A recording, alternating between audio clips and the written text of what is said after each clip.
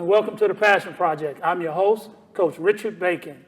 I have family up here with me today. I got father and daughter, kind of put me back when I had my daughter on the show, man. It was pretty cool to be able to kick it like this with your daughter.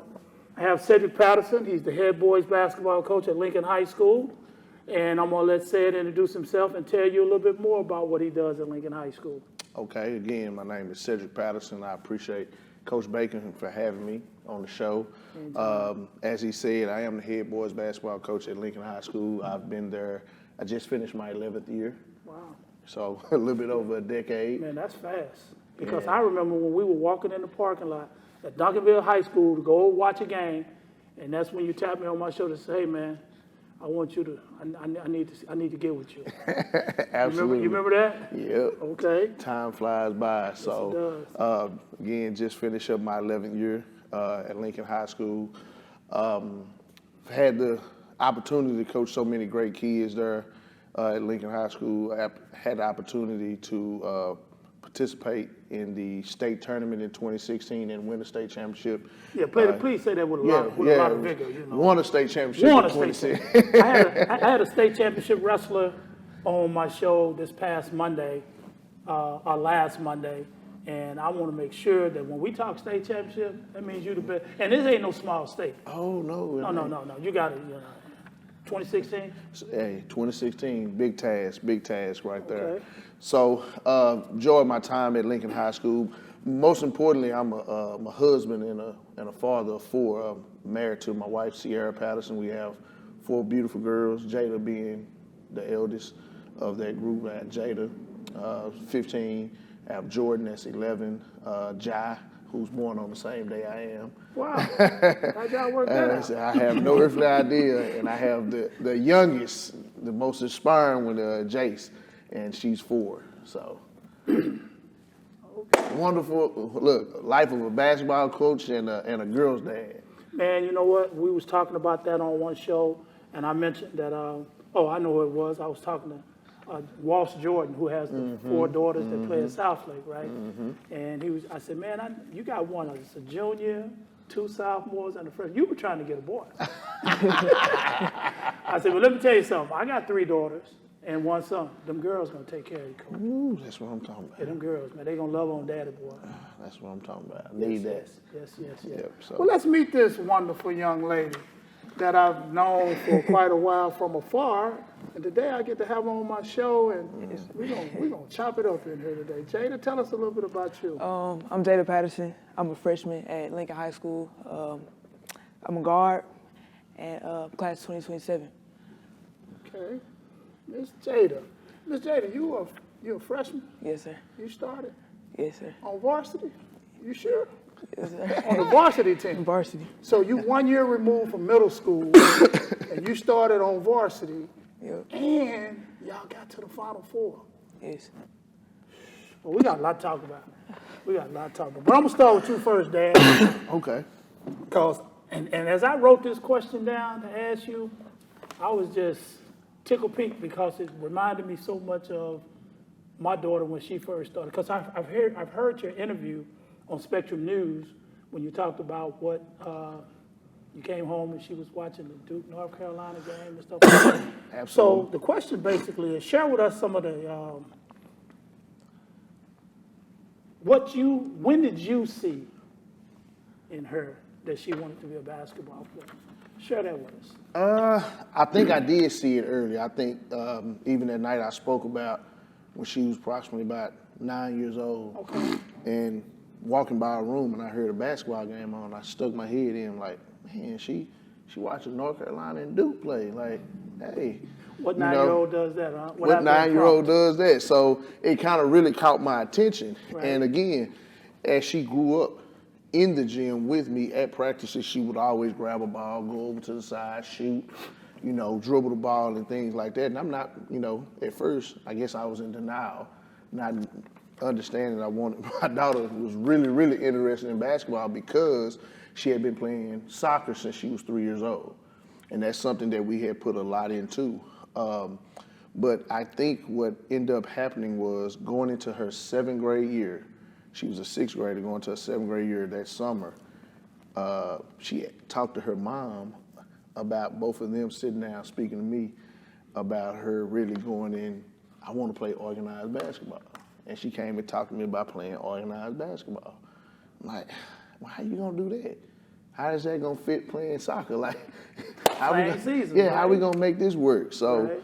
she was real adamant about it, and that's how she ended up back at St. Anthony's in South Dallas, because I told her, if you really gonna play basketball, okay, well, you're gonna go somewhere where it's gonna push you, and somewhere it's gonna challenge you, and somewhere you can actually start learning the game in a proper manner. So she came out of Midlothian schools after her 6th grade year, put her in St. Anthony's, and as a 7th grader, I wasn't really expecting much, you know. Let her go play and have fun. Really had never saw her play organized basketball, you know. And I remember the coach Rando over at St. Anthony's called me and said, hey, I don't know if you know it or not, Jada got a possibility, she's gonna be pretty good. She plays soccer. I'm not, I'm not worried about it. She plays soccer. He called me and told me this too when it happened. I remember this when it happened because he wasn't sure, and that's why I want people to hear from you, because it is a fine line to walk when you are the head coach of Absolutely. a sport and you have children that you probably want to bless them with the opportunity to play this, but you don't want to push them. Absolutely. Because all I ever heard about you was soccer. That's all I ever heard. And then he told me about this phone call that he's talking about right now. And he was kind of conflicted with, man, but I didn't put all this in the soccer, man. I don't know. I'm gonna let him finish telling the story. So he's telling the truth. That's all I'm saying. So from there, I'm like, okay. And I remember going to watch her play for the first time. You know, like, man, I'm watching her catch the ball, watching her had a ball in triple threat. I saw her use a reverse pivot. I'm like, hold on. I got some kids in high school that struggle with doing some of these things. And it kind of just snowballed from there. So she went from playing a 7th grade year and having a good year to then she was like, okay, Dad, I want to play summer ball. Well, now, baby, I know summer ball gonna conflict with soccer. So we doing both. Like, we're in a situation to where she's going from basketball practice in middle school to we driving, getting out of practice and changing in the car, and I'm driving to club soccer practice, you know, and she's excelling in both. And she had a really, really good 8th grade year. So she had a really good summer in between her 7th and 8th grade year, and I was like, man, it started to kind of, but I think what really hit me was when she had an opportunity when she was playing with the Lady Jets, and I'm watching her at practice, and I'm watching her play against some of the best girls in the 2026 class. She's practicing against them, the group that's, you know, a year older, and I'm sitting there like, she's competing with them, and I'm sitting there like, she ain't been playing that long. And I'm watching her athleticism keep her, you know, being able to compete, and that just kind of like, wow.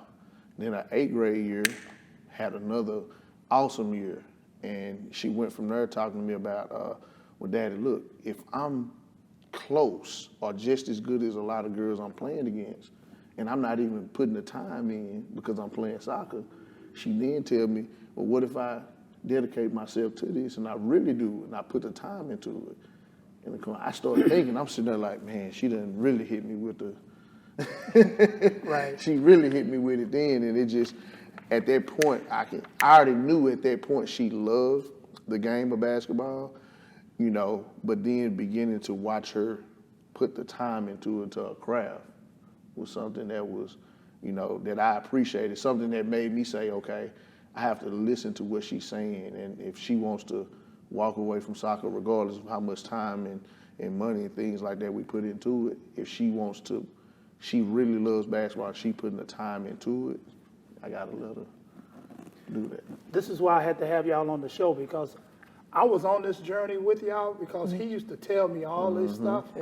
And I said, man, I got to get them on the show so he can tell this story, because I remember everything you bringing up now. I remember calling sometimes, say, man, I'm on my way to, or I'm on my way back home from, you know, this, that, and the other. Absolutely.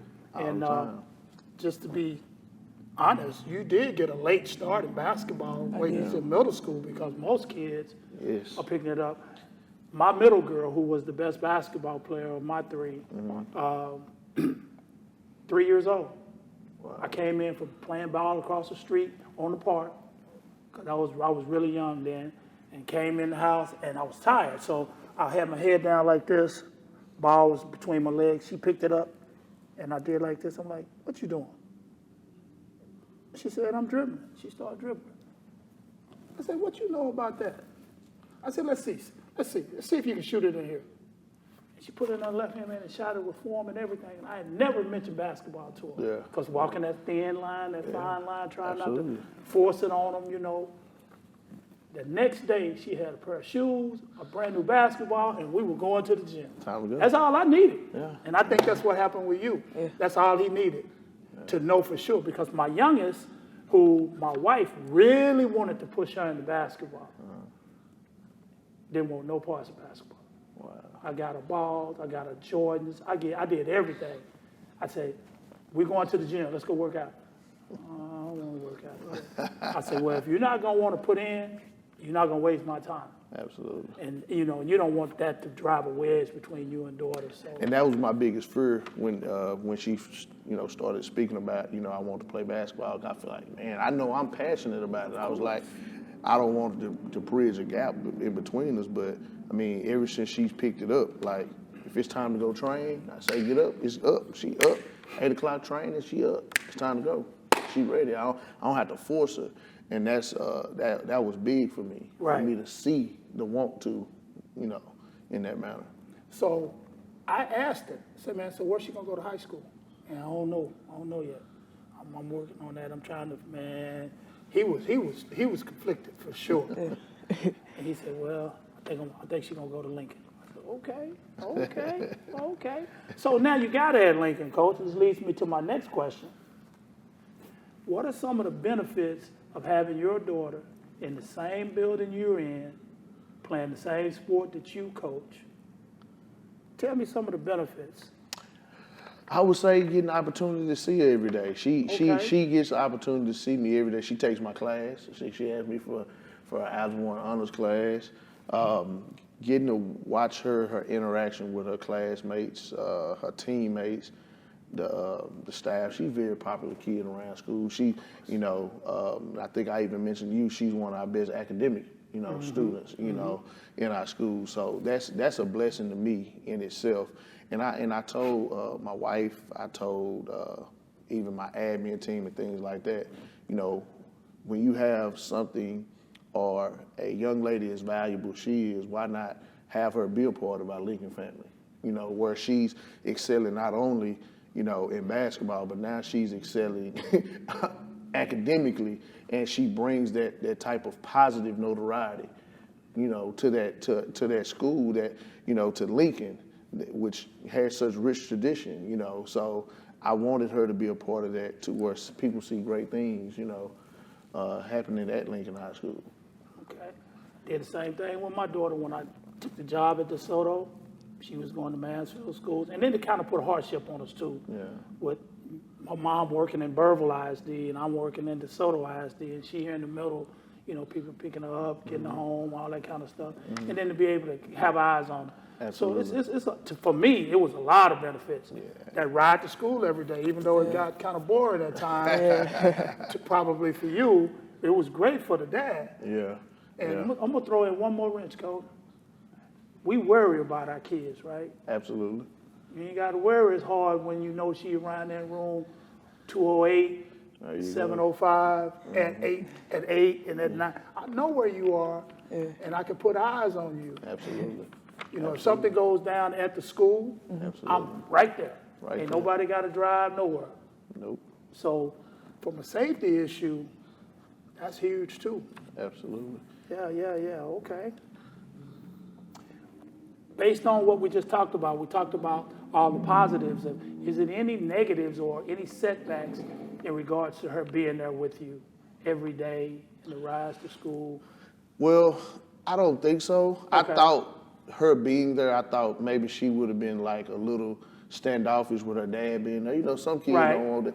And I think what she found out was the personality that I have, kind of even with the relationship me and her have with each other, the kids get an opportunity to see it. Like one of her hardest questions was for me, like, okay, Daddy, in class, what do I call you? Exactly. Do I call you Dad? What do I call you? Mr. Patterson. Yeah. So we went through those different things like that, and I thought maybe those things right there would kind of be difficult for her, but those things kind of really all just fell in line. Like, even like I say, sometimes she'd be coming down the hall, Jada, give me a hug. Right. You know, like right. You couldn't do that if she was 10 miles away. There you go. So At that particular time of the day, she there you wanted go. it from Daddy that there you particular time go. of the day. So I don't see any cons. I've saw nothing but pros, Okay. since she's been there. Yeah, it didn't have to be any cons. Here's another thing too, the fact that you see how much everybody else love him too. Yeah. Because there could be conversations in the hallway going on, and they tell me, boy, I just left Coach Patterson's class, boy, we did some, he taught us a lot of stuff today. Well, my dad. So yeah, I get it. And, like with Adriana, man, anytime she had any downtime or something went right, she find me. Yeah. Or in between end of school and a game night, I ain't got to go pick her up from school, take her nowhere, and I got a game. She just go in the office and lay down, go to sleep if she wants to, till game time. There you go. So it was a way more pros and cons for me too. I'm gonna ask a couple more questions, and I'm gonna come to you. All right? That good? I know this about you, but we need to hear the backdrop. We need to hear the backdrop.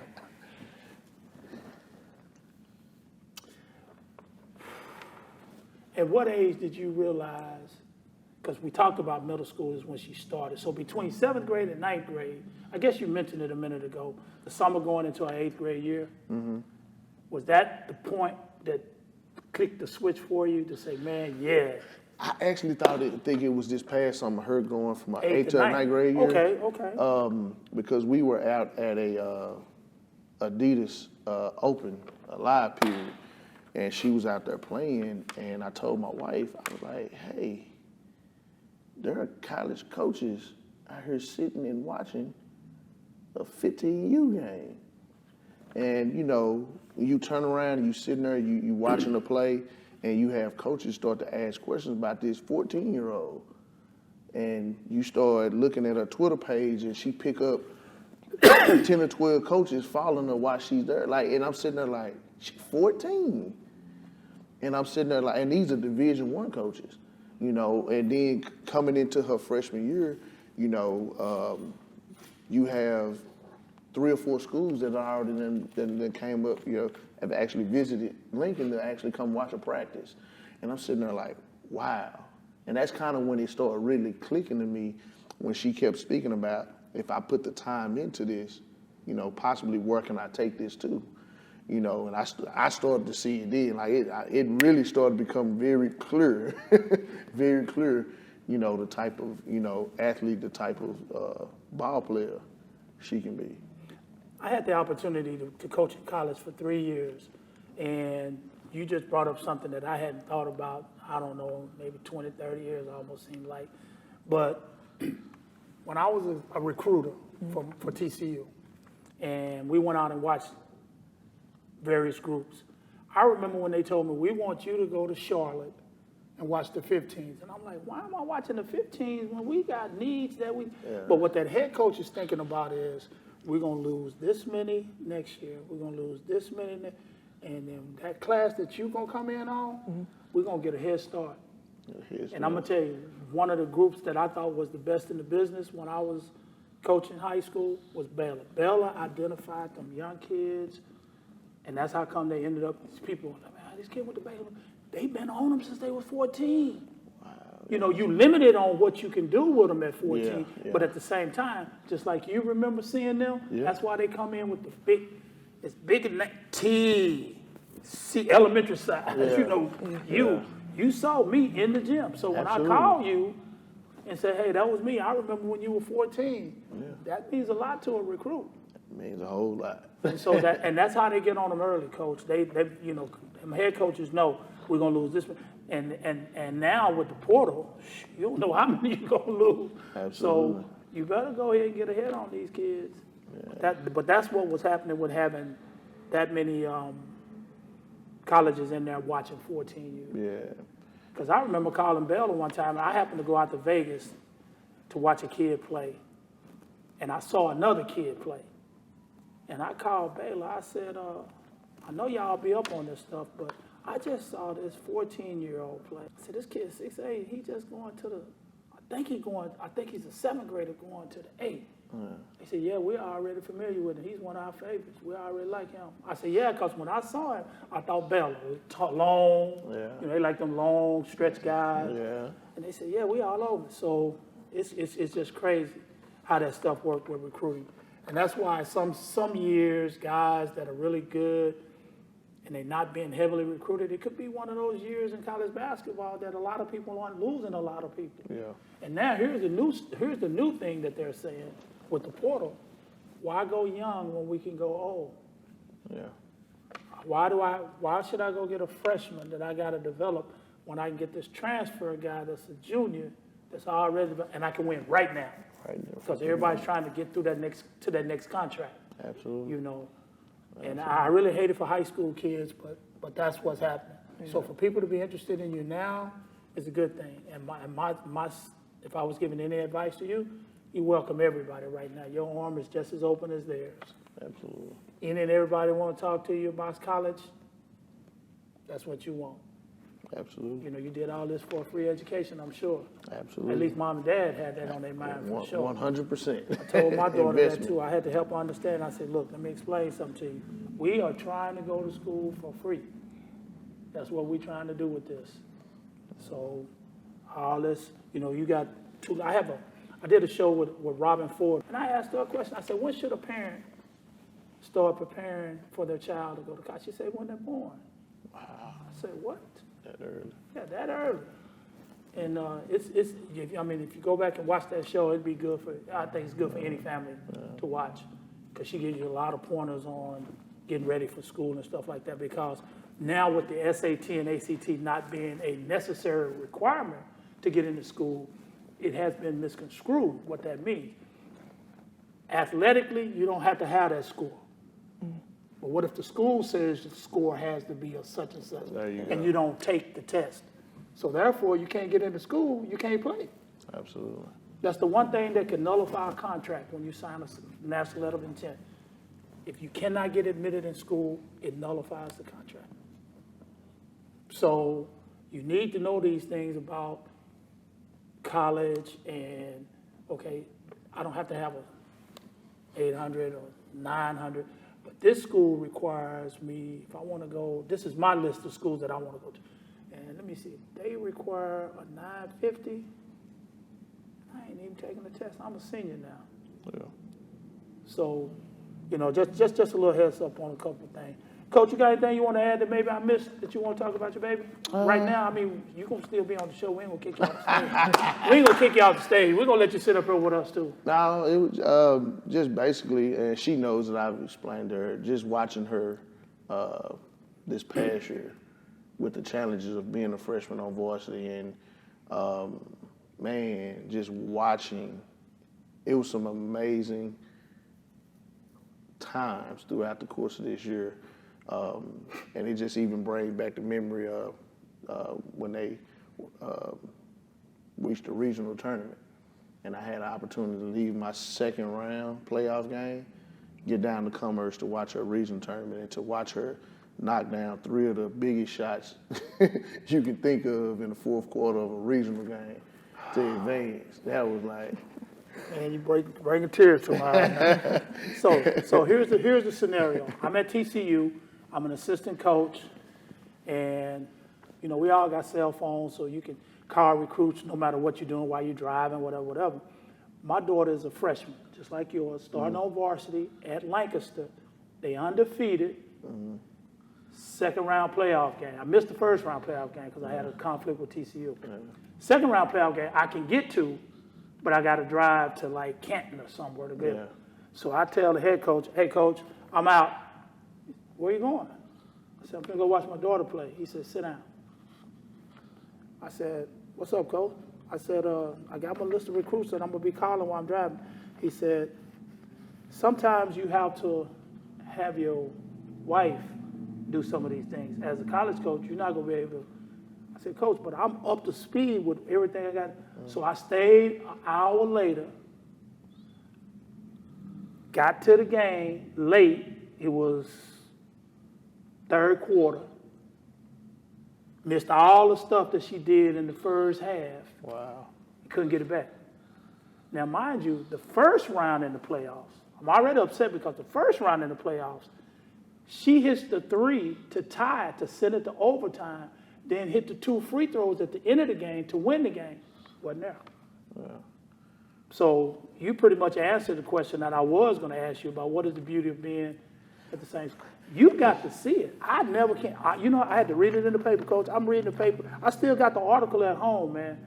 And it talks about Rochelle Bacon and how she, as a freshman, were able to hit the three to send the game to overtime on a game people didn't think they were going to win, even though they were undefeated. Wow. And I tell you, it's even bigger than that because that game that we played that day, I can't remember, it might have been on the 26th of February. But that game that day, we were playing Maybank. And originally, that game was going to be played at around 7 o'clock, which would have kind of been like an hour away from what, that game started at 8 o'clock. And just in negotiations, I was negotiating with Coach Carter, Coach Tracy Carter at Maybank. And I remember going through the negotiations and working with him, he actually agreed to play in Roy City, which anybody knows, Roy City is only probably about 28 miles away from Commerce. He agreed to play the game there. And actually, the next morning after we had negotiated, I think like a 6:30 or 7 o'clock start, he called me back and was like, hey, Coach, I know you really want to watch your daughter play. I've talked to my superintendent. He agreed to move the game to 6 o'clock. So we finished the game probably around 7:25. I was able to jump in my car, shoot up there, and be able to see her play in that game. And I told him, not a lot of coaches would have did that for the simple fact. And I told him it wasn't about winning and losing with me. Right. Those are opportunities I never get back. Right. And just how much I appreciated him for doing that. And it was like, man, like that was amazing to me because still a few good guys out there because I literally had an opportunity. That write-up she had in the Dallas Morning News, I watched it. Not only did I read it the next day, but I watched her hit those shots to advance over Panther Creek, in the regional tournament. That was like amazing to me. I'm Coach. You see how quickly I went to it. I'm still mad today. Yeah. That I didn't get a chance to witness her greatness. Absolutely. And that's the beauty of him being able to do what he do. Yeah. All right, Jada. I want you to please share with the audience through your eyes what are some of the advantages? Because we heard from him. What are some of the advantages for you being in the same building with your dad? He may not even know something. Tell him for the first time. For him being in the building, well, first of all, before I even got to the school, he made me comfortable because me being there since I was little, because he's been coaching there for 11 years. Right. So I've been there that whole time, every day, 24/7 with him. So I was already comfortable with the school. So he made me comfortable with the school. And then, him being there to be able to push me, academically and on the basketball court. And, he's just a big support, even while I be out of school. And then, he's always... Are your daddy's girl? Yes. Okay. Yes, I'm daddy's girl. Okay. Mom gonna get mad at that. And I mean, wait a minute. You know what? Here's the thing I tell people about that, because, parents have multiple kids, and they love them all. They say, well, he love him more. The love that you have for mom is her love. The love you have for dad is his love. Ain't no measuring stick, because you're going to give mom all the love she deserves. You'll give him all the love. But it's okay to be a daddy's girl. Absolutely. Yeah, I am. It's okay. All right. So when did you know? I asked him what did he figure out. He said between 8th grade, 9th grade, summer, he knew that you belong. When did you figure it out? Maybe you figured it out earlier than he did. No, I'm gonna say around the same time. Cause when I first started playing, I just did it just to have fun. You know, I never played, so I was like, I'm just gonna do it just to have fun. And then between that last summer, I noticed that I was able to keep up with people that's been playing longer than me. So I knew that, you know, I was actually good. And then I started getting more attention from college coaches, you know, and it just all went fast. And I just knew, you know. Okay. Yeah, you figured it out real quick. Yeah. And that's good. So being at a school with that much rich tradition in basketball, not just boys, girls basketball too. Yeah.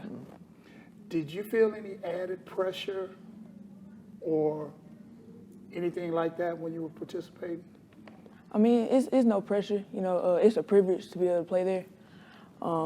I know all the talent that has went through that school. My coaches have let me know, all the legacy and the players that have went through. But you know, I just feel like, you know, it's my turn to be able to, you know, show what I got, prove my name, you know, make a name out of myself. I don't know if you're going to agree with me on this, not either one of y'all, but I think pressure is self-induced, Yeah. which means if I don't want to be nervous, I don't have to be nervous. It's me. I control pressure. Pressure doesn't control me. Yeah, absolutely. I live for those moments. Now, it's a difference between being scared and being nervous. Right. Yeah. It's okay to be nervous, just don't be scared. Right. So because you get a few butterflies before a big game, that's normal. That's very And I got that from an NBA friend of mine because I went to him and I said, look, man, tomorrow night you got Jordan. Yeah. Y'all play the same position, so he gonna guard you, you gonna guard him. How do you feel going into that game? He said, the first thought that comes through my mind is I could be on SportsCenter all day the next day. Yeah. He said, but when they get ready to throw it up, I remember I got skills too. Yeah.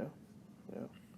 So if you can keep that in mind as a, you know, because a big game, you just played in a big game. You played at the state semifinal. That's huge. Only thing bigger than that is the state finals. Absolutely. And Coach, I had talked to her about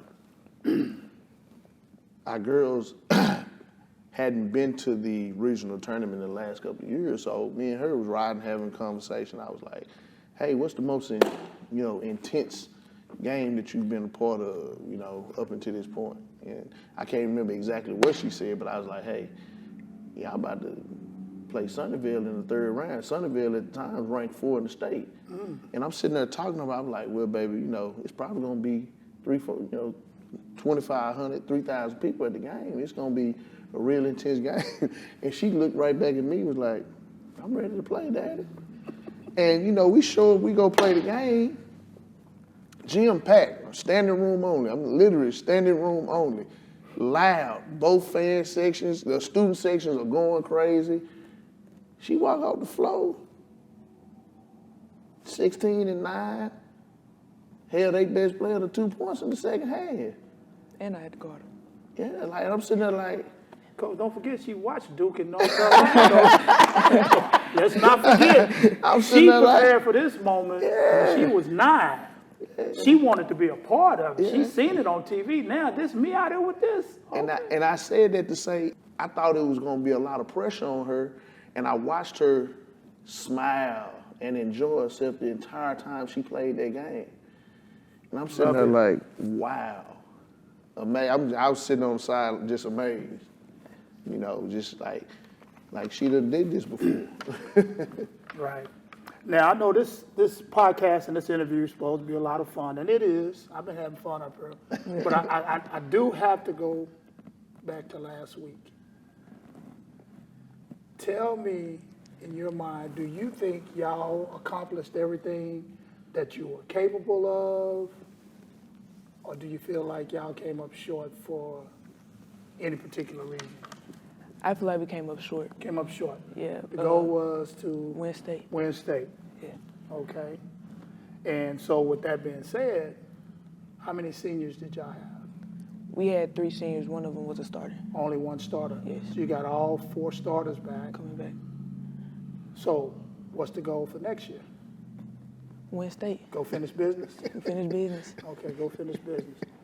Okay, you got a new fan. Well, you didn't know it. I've always been a fan, so I'm a new fan of you. So I'm going to be following you even closer than I was this year to see that y'all go back and get it done. Because the first time I ever went to the state tournament, I was not coaching. I was a coach, but my team wasn't playing. And the principal at the high school, I was a 9th grade coach, he said, I want you to go down there to the state tournament so you can see, because you're going to be a head coach one day. I went down there, and it was crazy people selling. Who needs two? Who needs two? I got three. I got three on the floor. I'm like, they scalp tickets at high school? Yeah. What is going on? So I walk in, and I look in the arena, and I see all these, you can feel the buzz going on in the arena. And you see the coaches down there, and I said, one day I'm going to be on that sideline. 3 years later, I was on that sideline. But what I didn't say was, and that's why I was making sure you said it, I'm going to be down there and we're going to win it. Because the first time I went with a team sort of what to say. We got to the state tournament, we were 18 and 11. 18 and 11 getting to the state tournament. And we lost. And the mics was coming, boy. Back then, they didn't have a room that they take in. People come up to you right after the game, want to get it right out fresh from you. So, coach, how did you feel being in the Final Four and your team came down and, boy, I said, I'll be back, and walked off. He said, no, coach, what do you mean you'll be back? I said, I left something. Right. He said, what do you mean you left something? I said, I'm going home, right? He said, yep. I said, so somebody else is going to take the state championship trophy, right? I say, next time I come down there, I'm getting it. The next time I came down there was with Lincoln, and we got it. So I want you to speak it into existence starting today. Yes. That not only are you going to finish the business, but you're going to go get that crown that you felt like you fell short on this year. We're going to do that? Yes, sir. Okay, and now translate that over to your teammates. Make sure that they understand that, look, and anybody new, if you ain't used to this culture, you need to get with it because we're not separate. Anything less than winning state this year. Absolutely. All right. But you go ahead and start that today. Just like when we finally got to state last year at DeSoto, I told them, when do y'all think this started? When did y'all think the road to getting back here started? I said, the first time we picked up a ball in off-season basketball, or we went to the weight room in off-season basketball.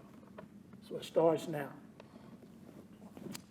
All right, got a couple more questions for you. And then I'm going to let you get out of here because I know you got ESPN waiting on you. 360 Sports, all them people waiting on you. Okay, so what was the biggest adjustment from you coming from middle school to high school basketball in less than 6 months? What was the biggest adjustment for you? The speed of the game. Speed of the game. That's what I hear all the time, speed of the game. Kid, you throw a ball to a person that look open and before you know somebody cut their pants off, right? Right. Or get into the basket. I beat them and it got blocked. Yeah. Speed of the game. Anything else?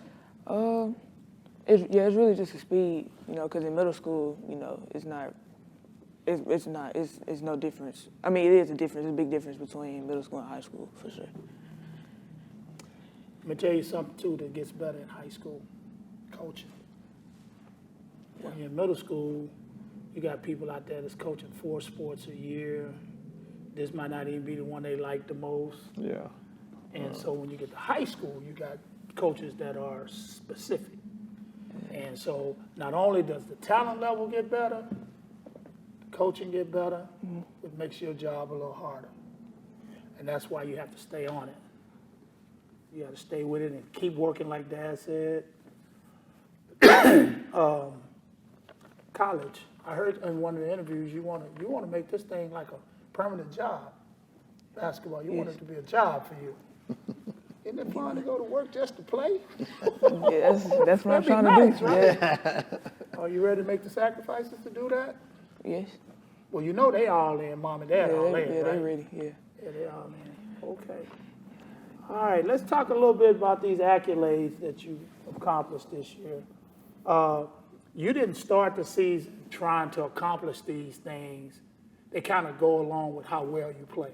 Would you agree with that? I mean, you wanted to be the best version of you that you could be, and then what came along with that, you take it. Right. So freshman of the year in your district. Right. Freshman of the year. That also means first team all district. First team out district. Okay. Gotta wait a minute again. I got the sirens. They always do that? This time of day. Well, I shoot shows. It just depends on when I can get my guests in. They try. Okay. So let's talk about these accolades. Freshman of the Year, District 13, 4A, all region. I don't know if she quite understands. I don't what that know. Wait a minute, all region. So this is all the teams, Class 4A in Region 2. is. Region 2. All of them. You on that team. Yep. Ain't but one more team to make in this state. Ain't but one more team. And you can't make that without making all region. Yeah. So they take the all region kids and decide from them. So you go from a pool of the district kids have an opportunity to make the regional team. And then the regional team is where they choose the state team. And now Texas, I sat on the board of Texas High School Coach Association last year, and they've created some awards that they're giving out, and you have to be nominated by your coach or a coach to get some of these awards. And what you've done as a freshman, you ought to be in the spotlight for some of these awards coming up here in the next 2 or 3 years. I'm expecting you to get something like Female Basketball Player of the Year, stuff like that. And it comes along with being good, and that's what you aspire to do. You aspire to be good. So don't be surprised that every other week somebody's calling you. You need to go here. You need to go. It's not a price, but it's a reward of being good. Yeah. And so people want to see you. They want to hear from you. They want to know what you're doing. They're proud of you. Like for me, I'm proud to be able to say I knew pieces of the journey before you got here. Other people, oh yeah, I know her. Yeah, man, her daddy coach at Lincoln. You don't, and I'm not out there trying to measure nothing either. Yeah. You don't know her like I know her, and I don't even know her. Yeah. No one knows, but I know Daddy, and I know Daddy and I talked about this all along the way because he struggled with separating you from soccer. He was like, man, I put all this money in the soccer, man. Absolutely. And just to show you, and I didn't forget. Yeah. Now, I have a kid who played basketball for me at Richland High School, graduated in 1998, back in the 1900s, coach. 1998, he has a son that's a junior. He plays soccer. He just went and visited North Carolina this past weekend and committed. Wow. Wow. But I get a call from Dad, who played for me. Brian Carson is his name. He calls me to tell me, now that we've got that commitment out the way, now we can start looking at professional soccer because they're offering him to come play in Portugal. Wow. Possibly. And coach, we're not going to be able to turn down $3, $4, $5 million. Not at all. Not at all. Not at So all. I get it about the soccer. Yeah. I get it. Yeah. But, man, I'll make a whole lot more basketball games than I'll make soccer games, though. I'm just telling you for me, I'm going to make a whole lot more of your basketball games than I am soccer. Now, you're not going to act like you don't know me when I show up at the game, right? Nah. I ain't give some love. Yeah. Okay. All right, let me go through a couple more of these accolades that I want to bring up. You averaged 13 points a game, 9 rebounds, and 4. You almost averaged a double-double as a freshman. Can I check her birth certificate? You really a freshman? That's what they do in AAU. We need to check her birth certificate. Let me check her birth certificate. She's too good to be this young. And then probably the most impressive of all these things are you're in the top 3 in your class right now academically. Believe it or not, there's a lot of academic money out there. Mm-hmm. So that if you find a place that you love and you want to go to school to, but they're limited on their athletic scholarships and they can pay for such and such and such, you can make that difference up. with academic money. Because Absolutely. that's exactly what happened with my daughter. Wow. They didn't give full rides in volleyball, but she's on a full ride because she got that academic money plus what volleyball gave her, and I ain't paying for school. That's the main. That's the goal, man. That's the goal. And boy, if you make it to the WNBA, shoot, I'm gonna make sure I keep we're gonna keep this footage. We're gonna talk about this. Remember when you was on my show? Don't be doing like everybody else do. You remember. All right, so I always ask the guest a question, and I don't tell you what it is until you get here. You want your surprise question? You ready? Yeah. You ready? Okay, so with the amount of work you put in this year to get all this that you got this year, what is it going to take for you to get better than this version of Jada? What is it going to take? What Jada got to do? Stay focused. Stay focused. Anything else? Keep working hard every Keep day. working hard. Yeah, keep working hard every day. Work at the same pace you worked last year? Some more. Right, because if you work at the same pace you worked last year, all that's going to get you is what you got this year. Yeah, same place I am now. There you go. Yeah, I'm gonna work harder. Stay focused and Let it happen. just let it happen. Okay. Dad, question for you. Are you convinced now?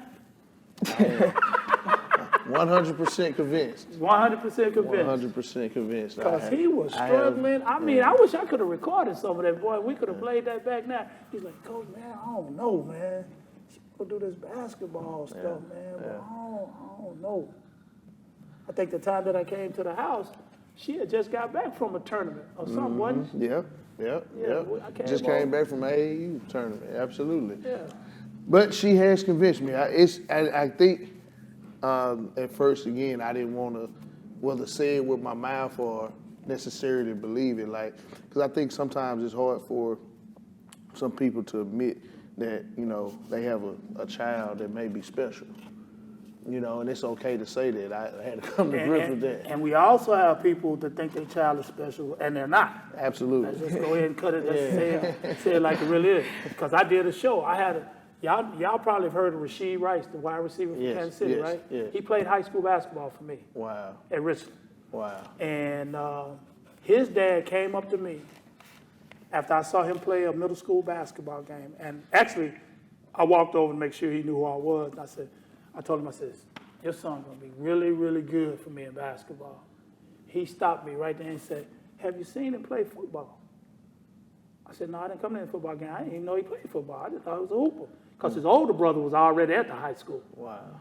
And he said, Coach, he going to play on Sundays. I've never forgotten it. And when we did a show with Rasheed, I brought that up. I told him, I never told him that before. Wow. But his dad told me as an 8th grader that he was going to be, I thought he should have been a dual sport all-state player. He should have been all-state in football. He should have been all-state in basketball. Wow. Because he was athletic, man. He could do a whole lot of things. He could shoot the ball. He could dribble drive. And just like they talk about how he high-point those passes, he can get up. Man, he played in this game, man. And we had a playing game to go to the playoffs. He shot a free throw and missed, and it bounced up off the rim. And he got in the lane and caught it off in the air and dunked it back on everybody in the paint. That's how kind of athlete he was. Wow. But his dad knew. Yeah. And so out of all these parents I've had that coach players, he was right. Wow. He was right. So some of us are right. Yeah. I think a whole lot of them are not. But I think the expectations that mom and dad and Coach Bacon have of you is you're going to be just fine. I was watching that jump shot in slow motion the other day. She showed to get that from me because I couldn't shoot that ball like that. I'm going to take that one because I can shoot that thing. Oh, man. All right, man. Just like always, I've had a lot of fun with this show. I'd like to thank my special guest and Mom in the studio. We'll make sure we give her a shout out. Mom is in the studio. And we'll see you guys next time on The Passion Project. This is your host, Coach Richard Bacon. Thank you.